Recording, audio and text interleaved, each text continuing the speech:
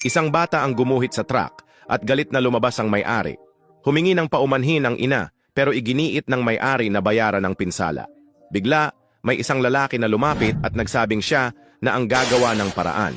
Hinalo niya ang mga kulay, ibinuhos sa truck at gamit ang mop at brush ay ikinalat ang pintura na lalong nagmukhang magulo. Ngunit doon nagsimula ang mahika. Mula sa mga hagod ay unti-unting lumitaw ang isang mabagsik na itim na tigre. Kumikislap ang mga mata, kumikinang ang balahibo sa ilalim ng araw. Para bang nabuhay sa kanyang kamay. Idinugtong niya ang tanawin, matatayog na bundok, lunti ang kagubatan, ulap, mga ibong lumilipad, at talon na may alon na tila gumagalaw. Kahit pulang lipstick mula sa isang matanda ay kanyang ginamit para mas lalong sumigla ang obra. Sa huli, ang simpleng truck ay naging isang gumagalaw na obra maestra. Maging ang may-ari at lahat ng nakakita ay napanganga sa ganda ng pagbabagong iyon. Ang taong ito ay karapat-dapat ng iyong malaking thumbs up at matamis na komento.